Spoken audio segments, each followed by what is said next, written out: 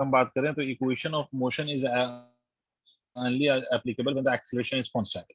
और आपको ये मालूम है कि acceleration constant होगा तो equation of motion applicable होगा, और acceleration अगर constant है, if a is constant, अगर हमारा acceleration constant है तो उस केस में जो equations of motions हैं सर, वो एक तो होता है sir v is equal to u plus at, दूसरा होता है सर हमारा x is equal to ut plus of half at square, ठीक है, और तीसरा होता है हमारा v square is equal to u square plus of 2x। ये हमारी equation of motion है, but this is only applicable when the acceleration is constant। और इसमें दूसरी बात आपको ये भी मालूम है कि इस केस में एक्सेलरेशन या तो पॉजिटिव हो सकता है या नेगेटिव हो सकता है।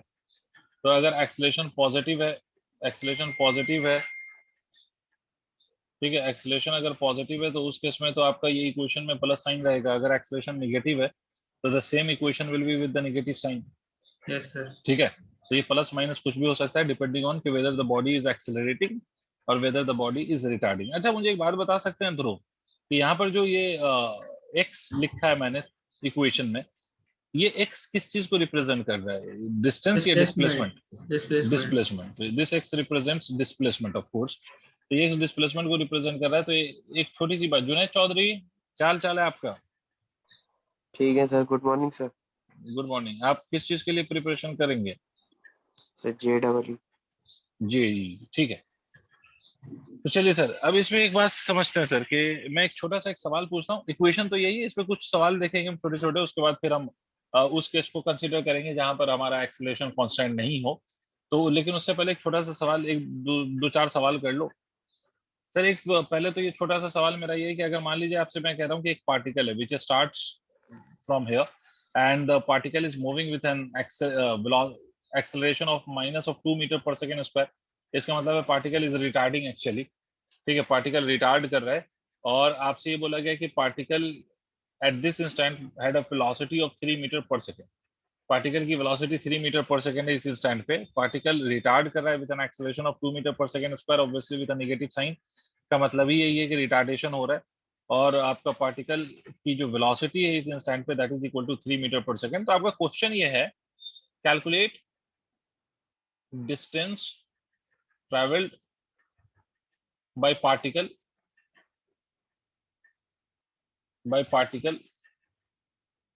in 2 seconds। ठीक है, calculate the distance travelled by the particle in 2 seconds। ठीक है, क्लियर? Yes sir. तो कैसे करेंगे सर? सर पहले तो ये कुछ आगे जाएगा, वहां तक का कैलकुलेट कर लेंगे। फाइनल वेलोसिटी जब 0 होती है एक इंस्टेंट पे, फिर ऐड कर देंगे जो लास्ट तक जाएगा। Very good. जुनैद, तुम्हें कुछ हजम हुआ, कुछ समझ आया इसने क्या बोला? सर इसमें सर मैं तो सीधे इसमें फॉर्मूला लगाने जा रहा था। तुम सीधा सीधा ये फॉर्मूला लगाने जा रहे होगे कि x is equal to ut plus half at square है, मैं correct? Yes sir, yes sir. But Junaid भाई इस बात को याद रखिएगा कि ये जो x है this is displacement, this is not distance. पहली बात तो ये समझा है, ये डिस्प्लेसमेंट को रिप्रेजेंट करता है जो कि डिस्टेंस के बराबर हो भी सकता है और नहीं भी हो सकता है। इसका मतलब सर अगर कोई पार्टिकल ऐसे सीधा जा रहा है, सीधा सिर्फ जाए सीधा, तो इस केस में अपन सिंपली कह सकते हैं कि इस केस में distance will exactly be equal to the displacement, इसमें कोई फर्क नहीं पड़ेगा। बट अगर मान लो पार्टिकल सीधे जाते जाते लौटने लग गया तो उस केस में डिस्टेंस अलग होगा और डिस्प्लेसमेंट अलग होगा, and the two will not be equal. ये दोनों इक्वल नहीं होंगे, डिस्टेंस अलग डिस्प्लेसमेंट अलग, और दोनों इक्वल नहीं होंगे। क्लियर? तो उसी तरह से यहाँ पर अगर हम देखें तो यहाँ पर देखो, जब भी पार्टिकल में रिटार्डेशन हो तो एक बात तो ऑब्वियस है कि किसी न किसी इंस्टेंट पे जाके उसकी फाइनल वेलोसिटी 0 हो जाएगी। कोई ना कोई इंस्टेंट ऐसा आएगा when the final velocity of the particle will become exactly equal to 0। तो इसका मतलब है कि ये रिटार्डेशन हो रहा है, माइनस साइन है, तो वेलोसिटी डिक्रीज हो रही है, तो फाइनल 0 होगी। तो पहला काम ये चेक कर लिया करो कि फाइनल वेलोसिटी जो 0 हो रही है वो किस टाइम के बाद 0 हो रही है। पहला तो आप हमेशा ये चेक किया करो कि after what time the final velocity will become 0, क्योंकि फाइनल वेलोसिटी 0 होना ये बात तो तय है। तब देखिए सर, फाइनल वेलोसिटी को 0 होना है ये हमें पता है, तो फाइनल वेलोसिटी 0 कब होगी वो चेक किया जाए। तो हमें ये इक्वेशन यूज कर सकते हैं, v is equal to u plus at। Final velocity 0 हो जाएगी, ये 100% श्योर है। 3 minus of 2 multiplied by t, तो t इज इक्वल टू कितना आ गया? 1.5 सेकंड। Yes sir. ठीक है, इसका मतलब है जुनैद के 1.5 सेकंड पे फाइनल वेलोसिटी 0 हो गई। तो फाइनल वेलोसिटी 0 हो गई, उसके बाद क्या करेगा पार्टिकल? तो दो पॉसिबिलिटी हो सकती है कि पार्टिकल या तो रुक जाए, वहां से आगे पीछे चले ही नहीं, या फिर दूसरी पॉसिबिलिटी क्या होगी कि पार्टिकल यहाँ तक गया, वेलोसिटी 0 हो गई, तो वहां पर के बाद फिर वो रिटर्न होने लग जाए। जैसे मोशन अंडर ग्रेविटी के केस में क्या होता है, मोशन अंडर ग्रेविटी के केस में आप किसी भी पार्टिकल को ऊपर फेंकते हो और पार्टिकल ऊपर जाने के बाद नीचे आता है ना अल्टीमेटली, ठीक है, और कहाँ से नीचे आता है, जहां पर उसकी वेलोसिटी 0 हो जाती है। क्लियर? तो यहाँ पर Yes. ऐसे क्वेश्चंस के लिए अपन अज्यूम करेंगे कि पार्टिकल की जो फाइनल वेलोसिटी जहां 0 हुई है, वहां के बाद particle will move in the backward direction, ठीक है, कि once the velocity becomes 0 particle will start moving in the direction of the force। तो एक बात तो क्लियर है कि मैं ये कह सकता हूँ कि पार्टिकल पहले ऐसे जा रहा था, एक पॉइंट पे जाके वेलोसिटी 0 हो गई, उसके बाद फिर पार्टिकल ऐसे लौटा, और हमें निकालना क्या है, डिस्टेंस। तो डिस्टेंस ये p मान लो, ये q मान लो, और ये r मान लो। तो डिस्टेंस अगर मुझसे कोई पूछ ले तो distance is nothing but pq plus of qr। यहाँ पर डिस्टेंस और डिस्प्लेसमेंट इक्वल नहीं होंगे, because they are not equal, because particle rest में आया और रेस्ट में आने के बाद फिर पार्टिकल उल्टा चलने लगा, तो ये दोनों इक्वल नहीं है सर। समझ रहे हैं आप जुनैद? तो ये कैसे निकाला जाए, तो इसको निकालने के लिए लॉजिक समझिए। इसको कैलकुलेट करने के लिए एक बात तो सर यहाँ पर ऑब्वियस है कि P से Q तक अगर मैं सिर्फ ऑब्जर्व करूं, if I take from P to Q only, तो P से Q तक मुझे एक बात क्लियर है कि जो पार्टिकल का डिस्प्लेसमेंट होगा, क्या वही डिस्टेंस भी होगा? नहीं आया? यस सर, आ गया। ठीक है, यहां से यहां तक का जो डिस्टेंस है वही डिस्प्लेसमेंट भी है, इसमें कोई शक वाली बात नहीं है। तो हम ये कह सकते हैं कि डिस्टेंस इन 1.5 सेकंड्स, पहले तो हम 1.5 सेकंड्स का डिस्टेंस निकाल लें जब पार्टिकल रेस्ट में आया था, यहाँ पर फाइनल वेलोसिटी 0 हुई है। तो अगर हम डिस्टेंस 1.5 सेकंड्स का निकालें तो हमने बोला कि डिस्प्लेसमेंट और डिस्टेंस इक्वल है, तो s is equal to u multiplied by 1.5 plus of half into a की वैल्यू है -2 इंटू 1.5 का स्क्वायर, ये कैंसिल हो गया, तो s की वैल्यू हो जाएगी 4.5, 1.5 का स्क्वायर हो जाता है 2.25, राइट? तो एक्सेलरेशन की वैल्यू कितनी आएगी यहाँ, सॉरी डिस्टेंस की वैल्यू आ गई 2.25 मीटर। ये तो कब आई, ये टिल 1.5 सेकंड। अब क्या करना है सर, अब क्या करना है, अब बाकी का जो 0.5 सेकंड बचा है उसका निकालना है। करेक्ट है भाई? अब वो कैसे निकालें, तो देखिए वो कैसे निकालेंगे, तो वो निकालने के लिए हम क्या करेंगे, हम देखो ये टोटल लेंथ, यहां से यहां तक ये टोटल लेंथ, ये आ गया 2.25 मीटर। अगर कोई मुझे बता दे कि पार्टिकल 0.5 सेकंड्स में कितना पीछे आया है, अगर ये पता चल जाए तो फिर इन दोनों को आपस में सब्ट्रैक्ट करके मुझे ये पता चल जाएगा, ठीक है? या अगर मुझे ये पता चल जाए, देखिए मेरी बात समझिएगा, अगर मुझे ये पता चल जाए, ये पता चल जाए, तो 2.25 में से ये वाला पोर्शन सब्ट्रैक्ट कर लोगे तो ये पता चल जाएगा, ठीक है? तो अब देखो क्या करेंगे, अब करेंगे ये कि हम s निकाल लेंगे, ये डिस्प्लेसमेंट की बात कर रहा हूँ, ठीक है? देखिएगा डिस्प्लेसमेंट कब, डिस्प्लेसमेंट इन 2 सेकेंड्स। अगर 2 सेकंड में डिस्प्लेसमेंट निकाला जाए, फिर से यही इक्वेशन यूज करिए, 3 into 2 plus of 1/2 into -2 multiplied by 2 का स्क्वायर, ये वाला कैंसिल हो गया, तो displacement in 2 seconds is equal to 2 metre. ये क्या निकला है, ये डिस्टेंस निकला 2 सेकंड का, ये डिस्प्लेसमेंट है, तो मैंने लिख भी दिया डिस्प्लेसमेंट है। इसका मतलब ये क्या निकला है, मैं आपको बताऊं, ये पार्टिकल का इनिशियल पोजीशन है, ये पार्टिकल का फाइनल पोजीशन है, ये निकला है 2 मीटर। नहीं आया रे, नहीं आया, नहीं आया रे, नहीं आया, समझ नहीं आई बात शायद? सर ये सर एक बार और हाँ, रिपीट कर दीजिए। फिर से रिपीट कर देता हूँ।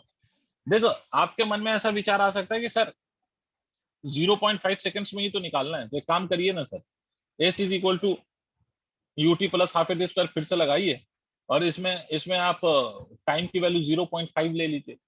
तो सर ऐसा हम नहीं कर सकते। क्यों नहीं कर सकते? क्योंकि सर जब ये रिटर्न होगा, तो रिटर्न कितने वेलोसिटी से होगा हमें नहीं पता, पहली बात। दूसरी बात यह है कि हम यहाँ, अगर हम ओरिजिन यहाँ मान चुके हैं, यहाँ पर हमने ओरिजिन मान लिया है, तो हम यहीं के रिस्पेक्ट में सारी चीजों को कैलकुलेट करेंगे।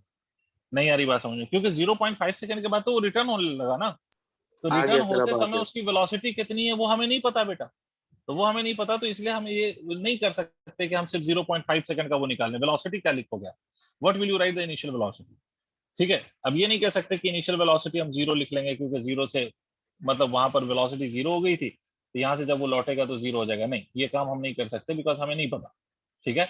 दूसरी बात ये भी है कि हमें एक मोशन में, हम कोई भी एक ही ओरिजिन के रिस्पेक्ट में कोई भी चीज कैलकुलेट करते हैं, हम एक ही मोशन में दो अलग अलग पॉइंट पे ओरिजिन कंसीडर नहीं कर सकते, ठीक है?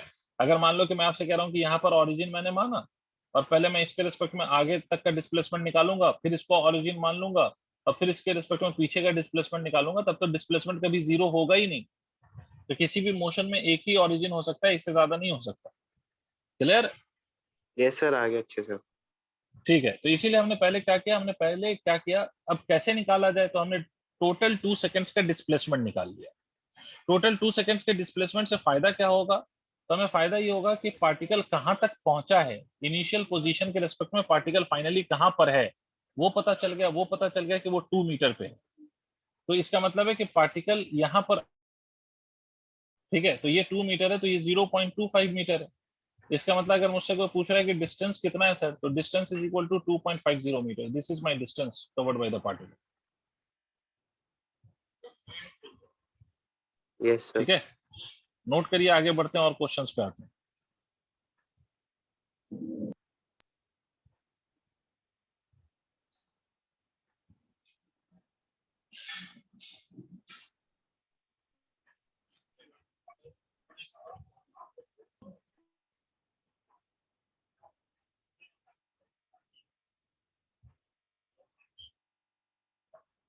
नोट कर लीजिएगा तो बताइएगा, ताकि हम आगे के क्वेश्चंस पे चल सकें, कम से कम इसको निपटा दें खटाक से आज। Yes sir. ठीक है, चलिए सर अगले ओके कुछ सर। सवालों पे चलते हैं, जहां पर बस मैं बहुत ज्यादा नहीं कराऊंगा, क्योंकि बहुत ज्यादा इस पे सवाल भी नहीं पूछे जाते। ये तो सिर्फ आपको इसलिए करा रहे हैं कि बस फॉर्मूले से आपको एक्वेंटेंस रहे, कि आपको फॉर्मूला पता हो, याद आ जाए बस फॉर्मूला। वैसे तो इसके कैसे फॉर्मेट के सवाल ज्यादा आएंगे, रिलेटिव वेलोसिटी और ग्राफ पे ज्यादा इसके सवाल बनेंगे, मोशन इन स्ट्रेट लाइन के। मगर फिर भी जस्ट टू अंडरस्टैंड एक दो तीन और सवाल कर लो, उसके बाद फिर हम आगे कॉन्सेप्ट पर डिस्कशन शुरू करते हैं। ठीक है, हमारा एक और सवाल है कि सर डायरेक्ट अच्छे सवाल करेंगे सर, बहुत ज्यादा इस पर टाइम खराब नहीं करना, मैं बार बार कह रहा हूँ, क्योंकि हमें अभी बेसिकली इतना समय नहीं है कि हम एक एक चीज पर डिस्कशन करें। एग्जाम होना है और होगा, तो एग्जाम अगर होगा तो ऐसा नहीं है कि मतलब पूरा साल के एंड में होगा। ठीक है, एग्जाम होगा तो ये 2-3 महीने के अंदर ही हो जाएगा सारा जेई का एग्जाम। ठीक है, तो अगर ये है तो उसके हिसाब से हमें थोड़ी सी अपनी रफ्तार भी ज्यादा रखनी पड़ेगी, और एक एक चीज पढ़ाई जाए, ये पॉसिबल नहीं है। तो चलिए सर नेक्स्ट क्वेश्चन के को देख लेते हैं। क्वेश्चन कि सर अगर मैं आपसे कहूं कि एक पार्टिकल है which started from rest, initial velocity is equal to 0, particle started from rest and it accelerates at a rate of alpha for some time, कुछ समय तक अल्फा मीटर पर सेकंड स्क्वायर से एक्सेलरेट हुआ, उसके बाद इट रिटार्ड्स, ठीक है, at a rate of beta metre पर सेकंड स्क्वायर, ठीक है, for the remaining time and finally it stops. ठीक है, पार्टिकल स्टार्टेड फ्रॉम रेस्ट। ठीक है, मैं क्वेश्चन का स्टेटमेंट लिख देता हूं, particle started from rest. Particle ने स्टार्ट किया कैसे, तो started from rest, accelerates at rate of alpha metre पर second square, then retards at a rate of beta metre पर सेकेंड स्क्वायर। ठीक है, बीटा मीटर पर सेकेंड स्क्वायर के रेट से ये रिटार्ड करने लगता है। पहले एक्सेलरेट हुआ, उसके बाद ये रिटार्ड होने लग गया। तो आपका क्वेश्चन ये है कि क्वेश्चन बेसिकली ये बोला गया कि find v max, that is the maximum velocity, and displacement of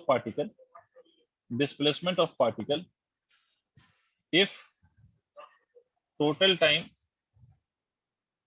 for which particle was in motion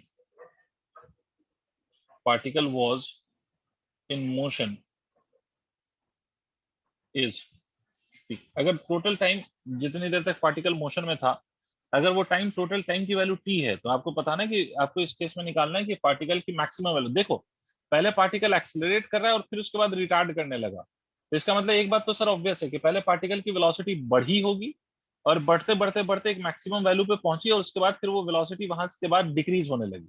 एक मैक्सिमम पे पहुंचने के बाद इट स्टार्टेड डिक्रीजिंग, राइट। तो इसलिए आपसे पूछा जा रहा है कि what will be the maximum value of velocity to which the particle has reached, ठीक है, in its motion. Particle started from rest and finally stops. So in started from rest से उसकी वेलोसिटी बढ़ी है, और फिर उसकी वेलोसिटी एक पॉइंट पे जाने के बाद फिर घटना शुरू हो गई है। तो आपको बताना है कि उस मैक्सिमम वैल्यू की वेलोसिटी की वैल्यू बताओ जिसके बाद वेलोसिटी डिक्रीज होना शुरू हुई है। आई होप आपको मेरा क्वेश्चन समझ में आ गया। तो are you trying to solve this problem और शुड आई सॉल्व? इसे ट्राई कर रहे हैं। ट्राइंग। ध्रुव भाई ट्राई कर रहे हैं, जुनेद भाई ट्राई कर रहे हैं, ठीक है, ट्राई करिए। ये जेई का आया हुआ क्वेश्चन है, ये ग्राफ्स के फॉर्म में भी इसको बताते हैं लोग, बट अभी बिकॉज अभी ने ग्राफ पे डिस्कशन नहीं किया है तो इसलिए मैं ऐसे ही पूछ रहा हूँ आपको, इक्वेशन ऑफ मोशन के टर्म्स में देखिए। वैसे this question has already been asked in JEE way back, पहले आया था काफी।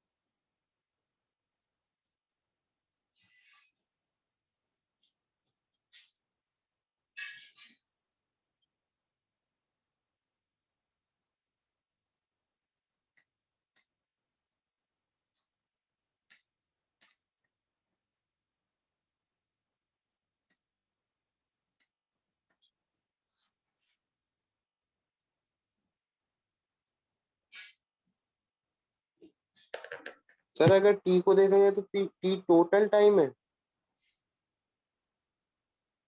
हाँ जी, t is the total time, मतलब आपको ये नहीं, ये टाइम नहीं गिवन है कि कितनी देर तक वो एक्सेलरेट हुआ है कि कितनी देर तक वो रिटार्ड हुआ है, वो बस आपको ये बोला है कि the total time for which the particle was in motion is total time is T, that time is T. Okay sir.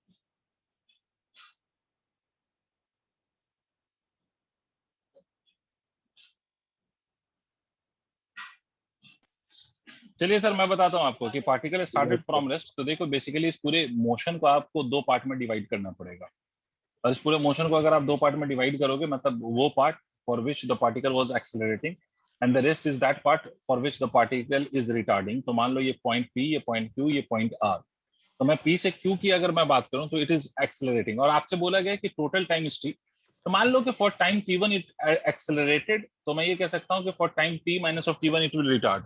Correct है सर? यस अगर सर। टी1 तक एक्सेलरेट करवा रहा हूँ तो टी माइनस टी1 तक रिटार्ड करवाऊंगा because total time is T, total time is T. तो अब देखिए इस केस में अगर हम देखें तो सर हम यहाँ से ये कह सकते हैं,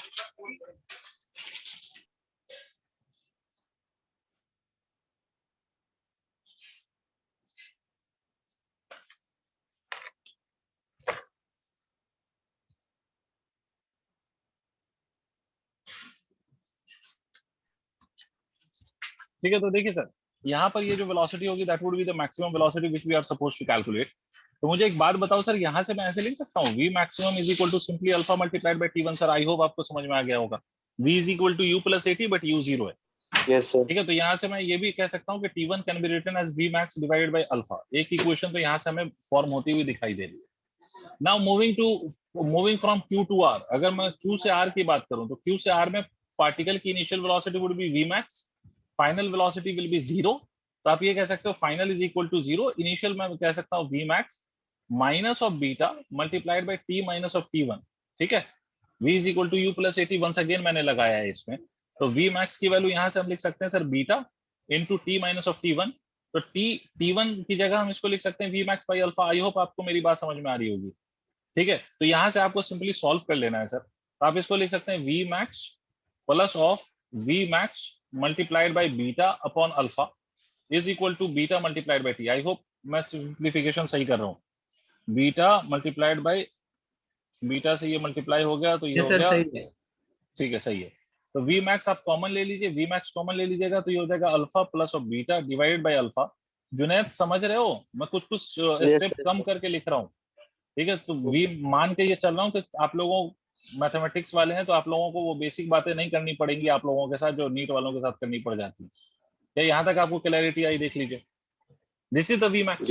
ये एक रिजल्ट भी है बेसिकली। अब देखो आपको टोटल टाइम गिवन था, the answer is only in terms of alpha beta and total time. Yes sir. Note करो, आगे बढ़ते हैं, आगे बढ़ते हैं एकदम रफ्तार तेज।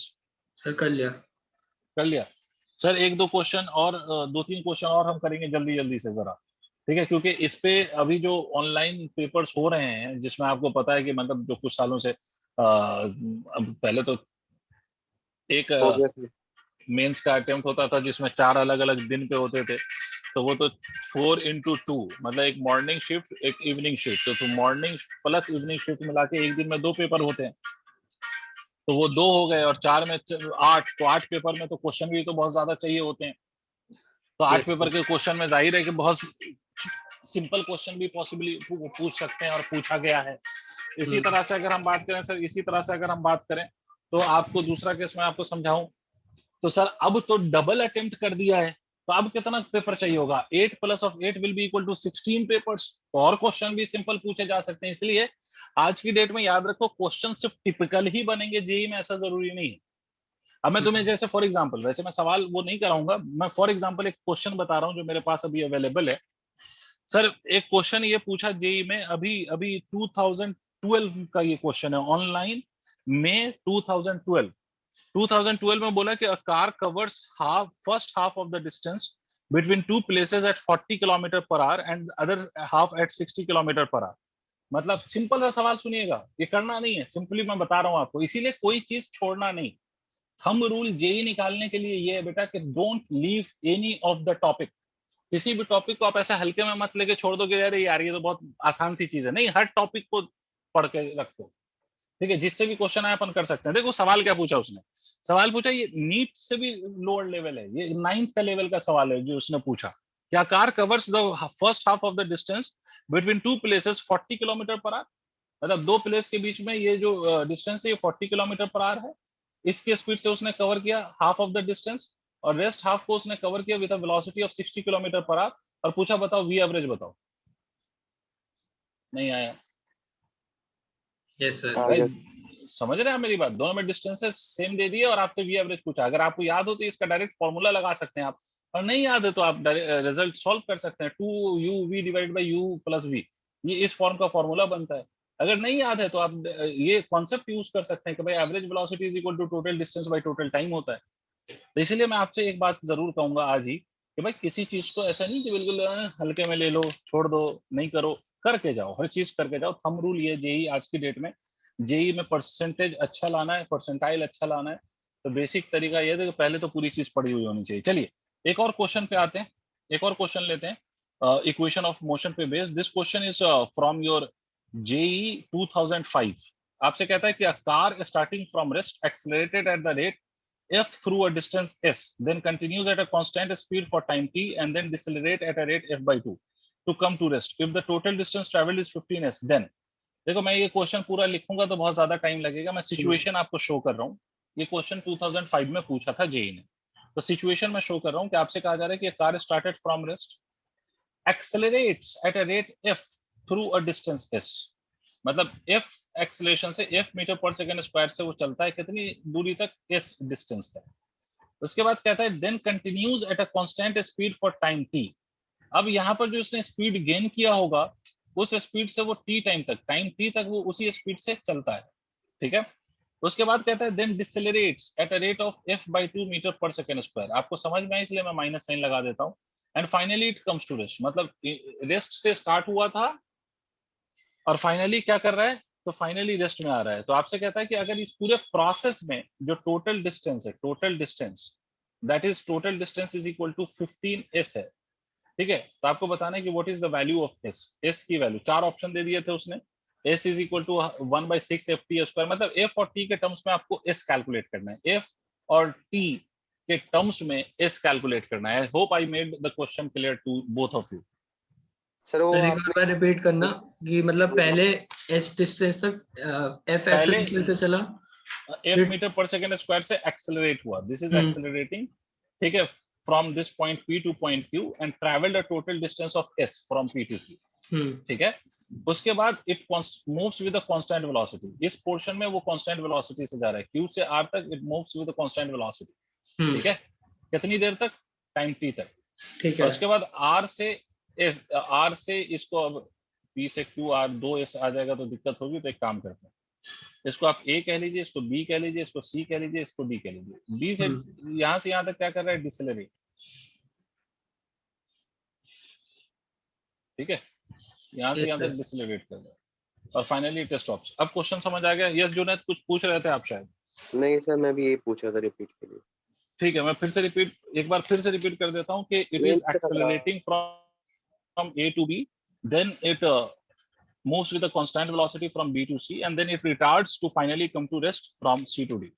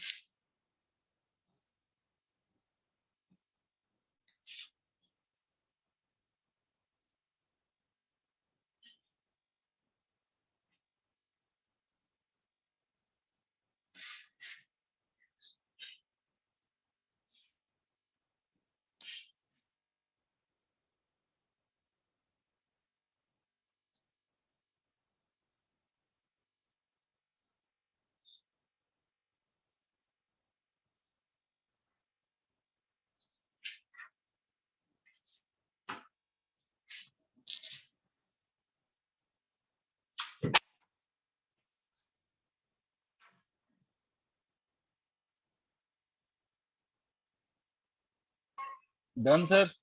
सर एक सेकंड हो रहा है बस। अच्छा ठीक है।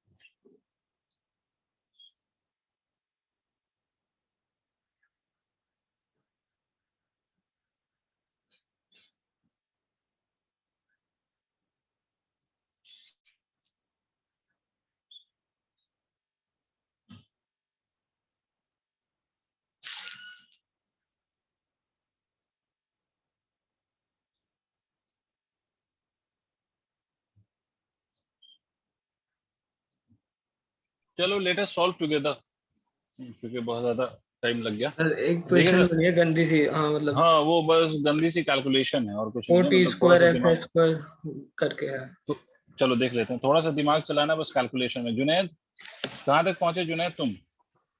सर कुछ मैं पहुंच इसमें पाए? इसमें एक्सेलरेशन सर BC की जो 0 हो जाएगी सर, यहाँ तक ही पहुंचा था।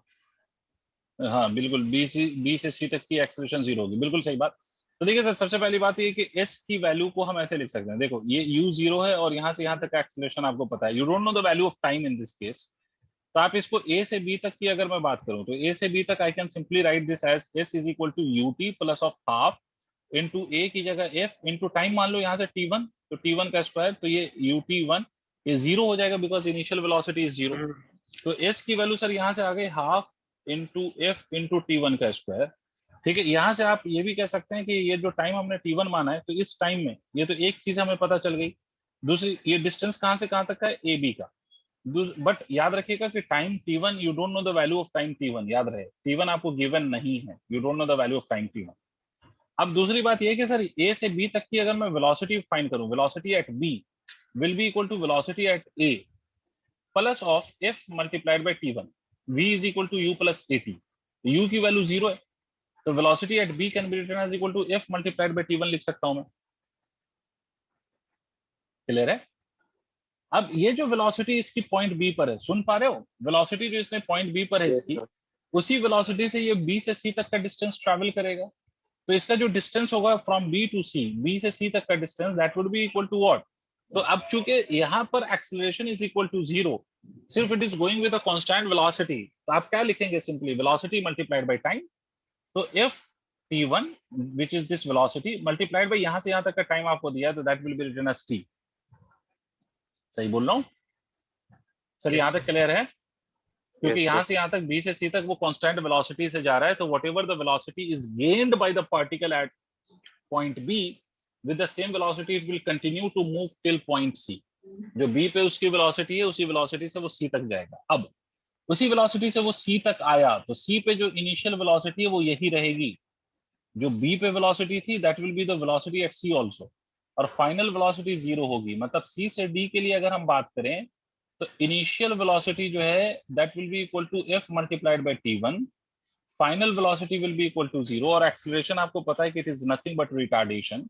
तो यहाँ यस से अगर आप इक्वेशन लगाएं, और इसमें आपको सिंपली ये गिवन है कि it continued to move till it stops. ठीक है, it continued to move till it stops. ठीक है, तो यहाँ से आप ये कह सकते हैं कि ये जब स्टॉप होगा तो how much of the distance will it cover, ये डिस्टेंस अगर मुझे निकालना हो, तो S C D will be written as equal to final velocity 0। तो यहाँ पर टाइम हमें नहीं पता है, तो इसका बेहतर तरीका ये है कि आप ये इक्वेशन यूज कर लें, V square is equal to U square plus of twice of S C D. Did you understand why are you using this? 2as होगा ना, v स्क्वायर की हाँ, वजह से 2ASCD, sorry, because I don't know the value of time and I have to find out the value of distance, तो इसलिए इसको use कर लो। Final velocity has to become 0, that I know that। u square आपको मतलब u square की value क्या होगी, तो u स्क्वायर की वैल्यू कुछ नहीं होगी बल्कि ft1 का स्क्वायर होगा। ये इज इक्वल टू, यहाँ पर माइनस आएगा तो that minus and this minus will cancel out, तो 2 into F by 2 into S C D लिख सकते हैं आप। तो 2 से ये 2 कैंसिल हो जाएगा, एफ t1 का स्क्वायर है ये, तो एफ स्क्वायर से एक एफ स्क्वायर कैंसिल हो जाएगा, तो ये हो जाएगा एस सी डी की जो वैल्यू आएगी ना, s C d, that I think it will come out to be f टी1 का स्क्वायर। Yes sir. ठीक है, यस सर। अब अगर आप समझ आ रही ध्यान है। से देखिए तो एफ टी1 का स्क्वायर का half was s A b, और s A b was equal to s. ठीक है, इसको अगर मैं 2 से मल्टीप्लाई कर दूं, तो आपको नहीं लगता कि दिस विल बिकम एफ टी1 का square that will be equal to S C D? Yes sir. मतलब एस सी डी को मैं twice of S A B is equal to twice of S लिख सकता हूं या नहीं? Yes sir. ठीक है, यस सर। चलिए यहां तक नोट करिए। कर लिया सर। जुनैद यहां तक इरेज कर सकता हूं? सर बस एक second. Okay, SCD is equal to 2SAB is equal to 2S। हो गया। ठीक है। अब यहाँ पर we will write the total distance. तो टोटल डिस्टेंस लिखने के लिए मैं क्या करूं, तो टोटल डिस्टेंस लिखने के लिए सबको ऐड करो और टोटल डिस्टेंस आपको गिवन है, तो s प्लस आप क्या लिखेंगे यहाँ पर, s पहला वाला डिस्टेंस, दूसरा वाला डिस्टेंस आपने फाइंड किया ft1 मल्टीप्लाइड बाई t, ठीक है, तीसरा वाला डिस्टेंस आपको पता चल गया 2s है, and this whole sum is equal to 15s, ये आपको गिवन है, ठीक है। तो 2 और 1 3, तो ये हो गया 12s, तो f t1 into t is equal to 12s। यहाँ तक आपको समझ में आ रहा होगा। और एक और चीज है जो आपको यहाँ से दिखाई दे रही होगी from the very first equation, कि यहाँ पर मैं लिख देता हूँ एज, जो पहला इक्वेशन लिखा था आपने कि s was equal to half into F into t1 का स्क्वायर, ये आपने लिखा था, जो पहली इक्वेशन आपने लिखा था, ठीक है, half F t1 square multiplied by s, ये लिखा था ना आपने। Yes sir. ठीक है सर।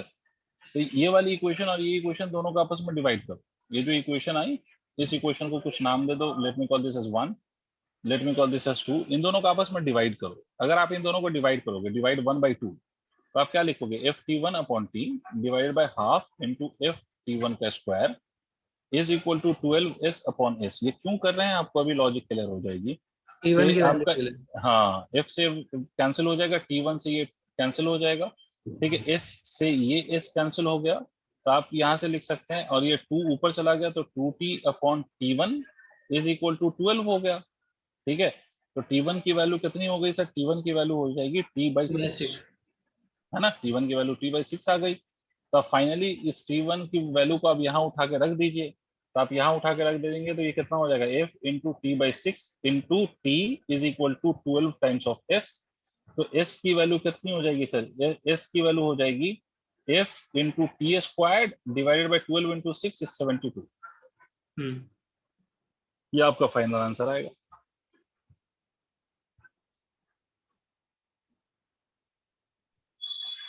सर बस इसमें एक 36 आ चीज रहा बता है दिए सर, नीचे। ये जो SBC था ना सर, हम्म, सर बस वो वाला एक बार बता दिए सर, उसमें FT1T कैसे आया था सर, बाकी सारा आ गया।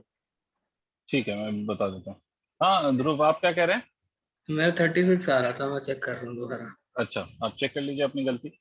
चलिए देखिए जुनैद, ये वाला आप पूछ रहे थे, ये वाला, ये कैसे आया। Yes sir, SBC। देखो, अगर एक्सेलरेशन नहीं हो, तो एक्सेलरेशन अगर नहीं हो तो डिस्टेंस को हम सिंपली क्या लिख सकते हैं, डिस्टेंस या डिस्प्लेसमेंट को हम लिख सकते हैं स्पीड मल्टीप्लाइड बाई टाइम, ठीक है। स्पीड यस हमने सर, क्या निकाला है, स्पीड हमने निकाल लिया कि स्पीड इस रीजन में जो स्पीड होगी that will B FT1। ft1, ठीक है। तो अच्छा ठीक है ft1 सर, इज ठीक। द स्पीड, और मल्टीप्लाइड बाय ठीक जो टाइम हमें गिवन है क्वेश्चन में, वो उससे मल्टीप्लाई कर, आ गया। ठीक है, वेरी गुड। अब इसी में एक और ये मैं इरेज कर रहा हूँ, तो इसी में एक और चीज होती है जिसको हम मोशन अंडर ग्रेविटी कहते हैं। तो ये तो हो गया, ये तो हमारा जो केस है वो हमारे स्ट्रेट लाइन में चला, एक एक्सिस के अलॉन्ग, जिसमें मोशन एक्सेलरेटेड है, एक्सेलरेशन होगा, तो ये सब काम हम करना है, बेसिकली कुछ नहीं करना होता, इक्वेशन ऑफ मोशन ही अल्टीमेटली आपको अप्लाई करना है, अगर एक्सेलरेशन कांस्टेंट है तब। If your acceleration is constant, you will apply equation of motion to solve the problem. अब इसी में एक चीज और कर सकते हैं कि मोशन अंडर ग्रेविटी की बात कर ली जाए आपसे, मोशन अंडर ग्रेविटी, और यहीं पर आपको एक और इक्वेशन मैं समझाऊंगा जिसको nth इक्वेशन का नाम दिया जाता है। तो मोशन अंडर ग्रेविटी में सर आपको कुछ नहीं करना है, मोशन अंडर ग्रेविटी में बस आपको एक बात पता है कि जहां से, अगर मान लो कि यहाँ से आपने किसी बॉडी को फेंका, मोशन अंडर ग्रेविटी का केस क्या है कि अगर आपने यहाँ से किसी बॉडी को फेंका, तो अगर आप यहाँ से किसी बॉडी को फेंकोगे तो इनिशियल वेलोसिटी कुछ होगी इसकी। आप मान लीजिए कि उसको आपने किसी इनिशियल वेलोसिटी के साथ ऊपर फेंका, बॉडी ऊपर गई, ऊपर जाने के बाद बॉडी फिर से नीचे आएगी, तो ये body will reach to a maximum height, है ना, and at that maximum height its velocity will become equal to 0। ये एक मैक्सिमम हाइट है, यहाँ पर फाइनल वेलोसिटी 0 हो जाती है, तो उसके बाद फिर बॉडी नीचे आती है। जब हम मोशन अंडर ग्रेविटी की बात करते हैं, ठीक है, तो आपके 90% केसेस में we don't consider the air friction, neglecting air friction. अगर आपका एयर फ्रिक्शन नेग्लेक्टेड है, नेग्लेक्टिंग एयर फ्रिक्शन, और नहीं नेग्लेक्टेड है, तो क्या होगा सर, वो इसी में आगे के सेक्शन में हम बात करेंगे, बट अभी पहला केस हम ये कंसीडर कर रहे वो हैं इम्पल्स जिसमें कोई करता है ना। नहीं, अगर एयर फ्रिक्शन हो गया तो फिर एक एक्स्ट्रा फोर्स आ जाएगा, और जब एक्स्ट्रा फोर्स आ जाएगा तो एक्सेलरेशन जी के बराबर नहीं होगा, फिर acceleration will be net force divided by mass, वो इंटीग्रेशन से सॉल्व होगा, वो वेरिएबल एक्सेलरेशन का केस बन जाएगा, ठीक है। नेग्लेक्टिंग एयर फ्रिक्शन, अगर आपने एयर फ्रिक्शन को नेग्लेक्ट कर दिया तो इस केस में याद रखिएगा, जितनी वेलोसिटी से आपने बॉडी को फेंका उतनी वेलोसिटी से बॉडी वापस ग्राउंड को हिट करेगी, ठीक है। जितना टाइम ऊपर जाने में लगा है उतना ही टाइम बॉडी को नीचे आने में लगेगा। बस एक चीज का ख्याल रखिएगा, you have to take care of the sign convention. Sign convention का क्या ख्याल रखना है, साइन कन्वेंशन का ख्याल ये रखना है कि अगर मान लीजिए आपने ओरिजिन यहाँ पर माना है, मान लीजिए जहां से आपने बॉडी को फेंका है, तो आपको साइन कन्वेंशन का ख्याल कैसे रखना है, ध्यान से सुनिए। यहाँ पर अगर मैं इनिशियल वेलोसिटी देखूं तो initial velocity will be positive direction wise. Why? Because it is in the upward direction, that means along positive Y axis. अगर आप फाइनल वेलोसिटी की डायरेक्शन देखें तो दैट इज नेगेटिव। क्लियर है? Yes sir. Yes sir. Displacement अगर आप देखें तो चाहे बॉडी ऊपर गई या नीचे आई, displacement is always positive because particle didn't cross the origin. देखो, वेलोसिटी का नेगेटिव और पॉजिटिव होना और डिस्प्लेसमेंट का नेगेटिव और पॉजिटिव होना दोनों का अपना अलग मतलब है। इसका ये मतलब नहीं है कि जब वेलोसिटी नेगेटिव होगी तो आपका डिस्प्लेसमेंट भी नेगेटिव होगा, ये बिल्कुल मतलब नहीं है। देखो, डिस्प्लेसमेंट का नेगेटिव का मतलब ये होता है कि particle should move on the negative axes, मतलब गड्ढा बट होना वेलोसिटी चाहिए। है ना, but velocity of the particle can be negative even if the particle moves on the positive axis. पता नहीं क्या बके सर। जैसे मैं आपसे कहूं सर कि ये आपकी एक्सिस है, ये एक्स एक्सिस, और पार्टिकल ऐसे जा रहा है, ऐसे पार्टिकल ऐसे जा रहा है, मतलब particle is on the x axis and that x axis is positive, but इसकी जो वेलोसिटी है वो वेलोसिटी नेगेटिव मानी जाएगी because its direction is towards negative axis. समझ रहे हो? इसकी जो डायरेक्शन है वो किधर है सर? इसकी डायरेक्शन नेगेटिव एक्सिस पे है, तो वेलोसिटी नेगेटिव मानी जाएगी। भाई इसका एरो जिधर है उधर उसकी वेलोसिटी की डायरेक्शन है।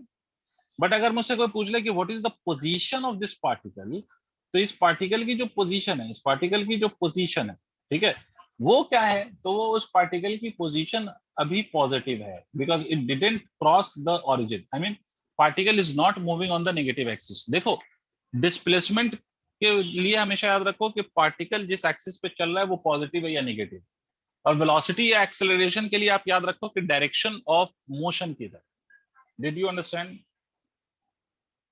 तो बिकॉज पार्टिकल पहले भी ओरिजिन के ऊपर था और बाद में भी ओरिजिन के ऊपर है, ठीक है, it didn't cross the origin, तो for the whole journey displacement will be positive. Clear है सर? हाँ ना बोल दीजिए। Yes sir. Yes sir. Acceleration जो इस केस में होगा, because we are not considering air friction, तो एक्सेलरेशन की वैल्यू जो होगी वो जी होगी, और जी हमेशा नेगेटिव। अब बच्चे को यहीं पर डाइजेशन में दिक्कत होती है। बच्चे ये कहता है मास्टर ऐसे कैसे, हमने तो पढ़ा था क्लास 11 तक की किताब में, हमने पढ़ा है कि ऊपर फेंकेंगे तो जी नीचे लगता है, तो ऊपर फेंकेंगे तो जी निगेटिव, और जब बॉडी वही नीचे आएगी तो जी पॉजिटिव। तो मैं आपको एक बात बता दूं, वो भी कंसीडर करना वो उतना गलत नहीं है, बट वो ज्यादा बेहतर तरीका नहीं है। क्यों नहीं है ज्यादा बेहतर तरीका? बिकॉज आप एक्सेलरेशन के साथ प्लस साइन या माइनस साइन इस कारण से लगा रहे हैं कि acceleration is a vector quantity, और वेक्टर क्वांटिटी का प्लस होना या माइनस होना will be decided by the direction of that vector quantity. मतलब वेक्टर क्वांटिटी की क्या डायरेक्शन है वो उसका प्लस या माइनस साइन को डिसाइड करेगा। ठीक है, बात समझना समझना। अब मैं आपसे कहूं कि अगर मैं आपसे कहता हूं कि मैं वेलोसिटी की बात करूं, ये sorry acceleration due to gravity की बात करूं, तो आपको एक बात मालूम है कि एक्सेलरेशन ड्यू टू ग्रेविटी की अगर हम बात करें तो एक्सेलरेशन जो ग्रेविटी के कारण जो एक्सेलरेशन लग रहा है वो हमेशा डाउनवर्ड डायरेक्शन में लगेगा। इससे इसको कोई लेना देना नहीं है कि आपकी बॉडी ऊपर जा रही है कि बॉडी नीचे जा रही है। Are you getting what I am saying? Yes sir. Yes sir. ठीक है, तो वो हमेशा किधर लगेगा? तो that will always act in the downward direction. इसलिए एक्सेलरेशन ड्यू टू ग्रेविटी हमेशा निगेटिव है बिकॉज इसकी डायरेक्शन हमेशा नीचे की तरफ है, माइनस वाई एक्सिस की तरफ है, और माइनस वाई एक्सिस की तरफ जो भी डायरेक्शन होती है उसको हम निगेटिव लेते हैं। तो इसलिए एक्सेलरेशन ड्यू टू ग्रेविटी हमेशा आप कैसा लेंगे? तो हमेशा नेगेटिव लेंगे, इस बात का बस ख्याल रखिएगा। हाँ, वेलोसिटी पॉजिटिव भी हो सकती है, नेगेटिव भी हो सकती है, depending on its direction. Displacement positive भी हो सकता है, नेगेटिव भी हो सकता है, depending on its direction. But जो एक्सेलरेशन है वो हमेशा नेगेटिव लिया जाएगा, एक्सेलरेशन ड्यू टू ग्रेविटी, क्योंकि वो हमेशा नेगेटिव डायरेक्शन में। I hope I made my point clear to everyone. Yes yes sir. ठीक है, अब देखो इसी पे सवाल एक दो कर लो ताकि आपको आइडिया बन जाए एक्सेलरेशन ड्यू टू ग्रेविटी। इसी पे एक और चीज nth इक्वेशन ऑफ मोशन भी सिखा दूंगा, फिर आगे बात करते हैं। तो देखिए सर, इस पे एक सवाल पे आते हैं। सर सवाल सवाल ही सवाल है। सर सवाल ये है कि यहां से हमने किसी पार्टिकल को फेंका है, टिंग टिंग टिंग, और आपसे ये पूछा जा रहा है कि ये पार्टिकल जब अपने आधे ऑफ द मैक्सिमम हाइट पे होगा तो आपको बताना है कि इसकी वेलोसिटी क्या होगी when the particle will be half of its maximum height. और पार्टिकल को आपने यहाँ से फेंका है with a velocity of v0। ठीक है, आपने पार्टिकल को यहाँ से फेंका है with a velocity of v0।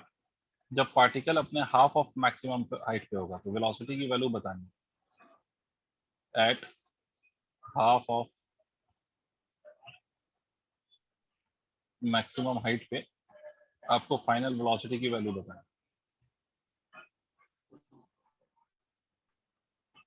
At half of the maximum height, you have to find out the final value of velocity.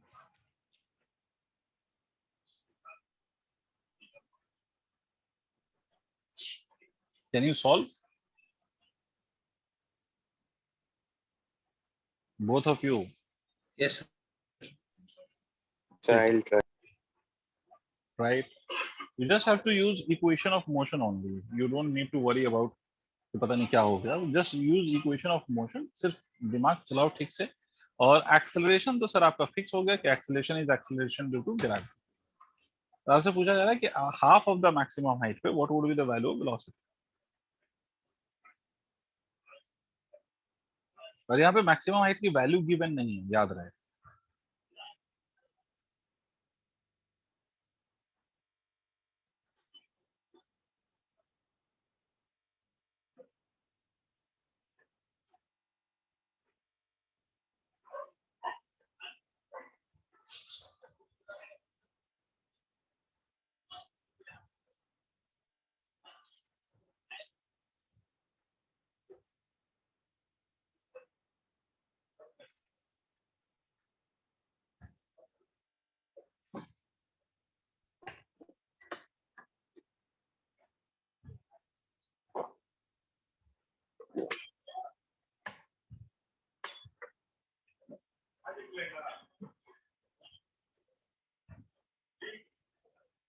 चलिए सर मैं बताता हूँ.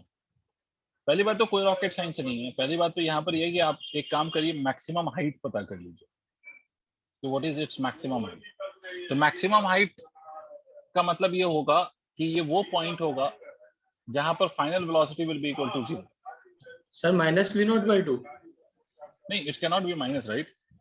मतलब हाँ, ऑफ कोर्स मैक्सिमम हाइट पे वेलोसिटी मतलब आधे पे velocity, how can it be negative, because ये ऊपर जाते हुए की बात हो रही है. अच्छा मैंने गलत सॉल्व कर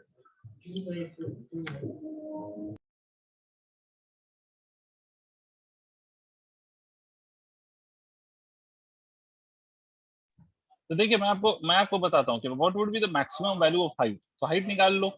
हाइट कैसे निकालोगे. तो यहाँ पर आपको इनिशियल वेलोसिटी पता है, यहाँ पर आपको फाइनल वेलोसिटी पता है, this is the total height. तो आप इसको इस बात को ऐसे लिख सकते हैं कि V square is equal to U square, final की वैल्यू 0, वी नॉट का square minus of twice of G H, ऐसा लिख सकते हैं. तो मैक्सिमम हाइट की वैल्यू कितनी हो गई, we not square by 2g. पहला पॉइंट क्लियर हो गया.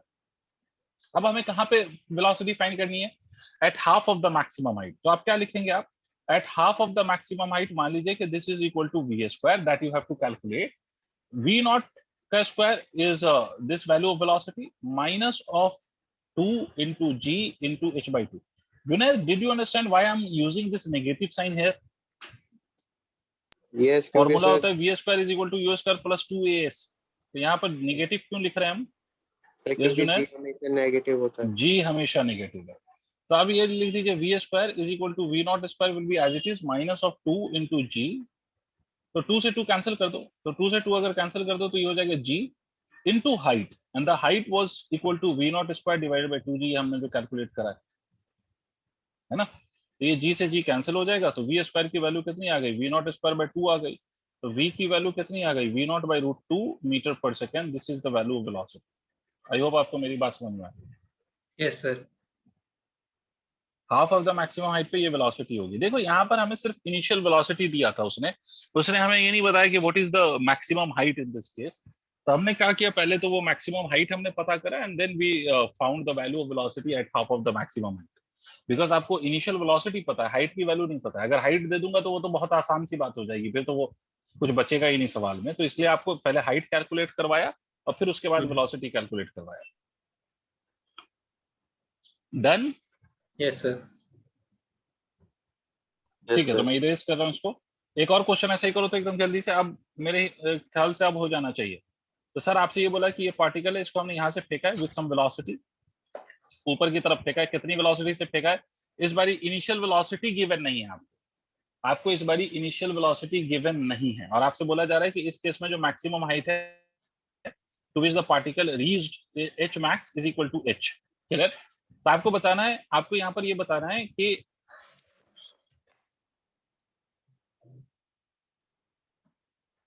ये कितनी वेलोसिटी है वो हमें नहीं पता, ठीक है। तो हमें ये बताना है कि एट व्हाट हाइट, ये आपको हाइट बताना है, इस हाइट की वैल्यू क्या होगी, इसको मैं h डैश कह लेता हूं, जहां पर final velocity will be equal to half of initial velocity. Did you understand the question? Question ये है कि Yes, sir. Find height at which final velocity will be equal to initial velocity।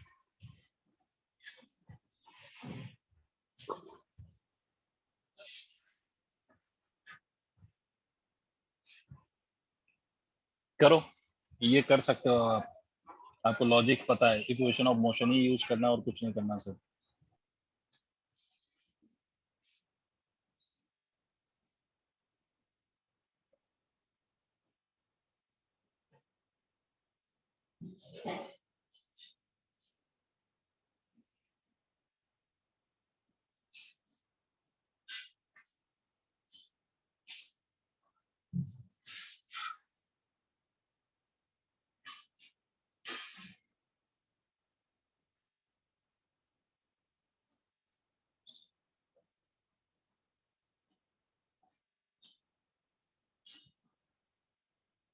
Sir h/2 पे ही होगी।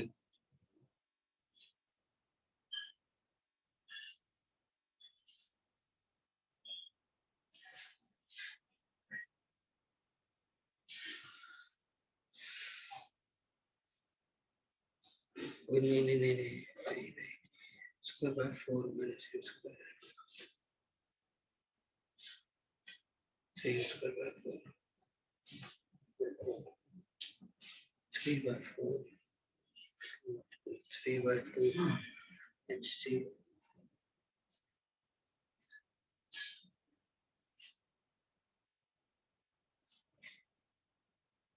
3।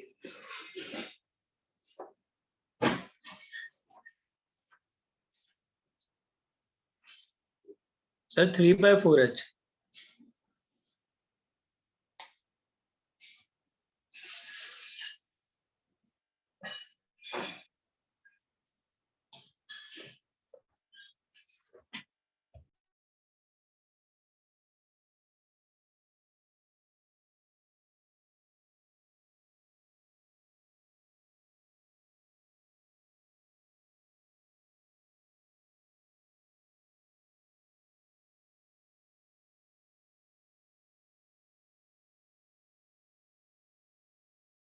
अच्छा मैं mute पे था, sorry, और मैं बहुत कुछ बोल गया बट म्यूट पे था, तुम लोग भी नहीं सुन पाए। खैर एनीवे फिर से रिपीट कर रहा हूँ कि क्या नाम है, ध्रुव, आपका आंसर मुझे लग रहा है कि आपका जो दूसरा वाला आंसर आपने बताया वो बिल्कुल सही बताया। तो मैं Yes. आपको बताता हूँ, जुनैद आपका आंसर नहीं आया तो आप मेरी बात ध्यान से सुने। जुनैद, पहली बात तो ये ओके बेटा कि यहाँ पर हमें इनिशियल वेलोसिटी नहीं पता है। Do we know the value of initial velocity in this case? Of course not, हमें इनिशियल वेलोसिटी की वैल्यू पता नहीं नहीं है ना। तो अब जब इनिशियल वैल्यू ऑफ वेलोसिटी हमें नहीं पता या इनिशियल वेलोसिटी की वैल्यू हमें नहीं पता, तो अब हमें क्या करना पड़ेगा सर? सबसे पहले इनिशियल वैल्यू ऑफ वेलोसिटी निकालनी पड़ेगी, तभी तो आप उसके बाद आप पता कर सकते हो कि हाफ ऑफ द वैल्यू क्या होगी, हाफ ऑफ द वेलोसिटी क्या होगी। Unless you know the value of initial velocity, आप किसका हाफ निकालोगे भाई? उसके लिए आपको इनिशियल वैल्यू तो पता करो। तो चलो इनिशियल वैल्यू ऑफ वेलोसिटी पता करते हैं। तो इनिशियल वैल्यू ऑफ वेलोसिटी कैसे पता करें सर? तो सीधा देखो, यहाँ और यहाँ इक्वेशन ऑफ मोशन लगाओ। यहाँ से जहां से आपने बॉडी को फेंका है और जहां तक बॉडी पहुंची है, जहां मैक्सिमम हाइट पे वेलोसिटी कितनी होती है, तो मैक्सिमम हाइट का मतलब ही है कि वेलोसिटी जीरो हो जाती है, वहां से फिर पार्टिकल नीचे आता है। अगर वेलोसिटी जीरो नहीं होती तो वो और ऊपर जाता। ठीक है Junaid? Yes sir yes sir ठीक है, तो यहाँ और यहाँ इक्वेशन ऑफ मोशन लगाओ। कौन सी लगाओगे? तो final velocity is equal to zero, initial हमें चाहिए, मान लो इसको मैं यू स्क्वायर कह रहा हूँ, minus of 2g multiplied by maximum height हमें गिवन है, तो यू स्क्वायर की वैल्यू कितनी हो गई? 2gh। ठीक है, ये हमारी एक इक्वेशन है, इसका मतलब u की वैल्यू अंडर रूट 2gh। अब जब आपने ये कर लिया तो अब आप उस हाइट को कैलकुलेट करेंगे जहां पर आपको वैल्यू क्या चाहिए, हाफ चाहिए। तो आप इन दोनों पॉइंट के बीच में लगाओ फिर से यही इक्वेशन। तो इन दोनों पॉइंट के बीच में अगर यही इक्वेशन लगाओगे तो आप क्या लिखोगे, आप लिखोगे फाइनल आपको कितना चाहिए, इनिशियल का हाफ, मतलब u बाई 2 चाहिए फाइनल। इनिशियल कितना है, u है, minus of 2g into H dash. यही तो क्वेश्चन है। पता नहीं सर यही है कुछ और है। Yes sir. तो सर यहाँ से हम ये भी लिख सकते हैं 2g h dash is nothing but u minus of u by 2 and u minus of u by 2 is nothing but कितना हो जाएगा ये u बाई 2। इसका मतलब h डैश की जो वैल्यू होगी that would be equal to कितना, that will be equal to u by 4g। Yes sir. ठीक है, u की वैल्यू कितना है, तो u की वैल्यू अंडर रूट 2gh।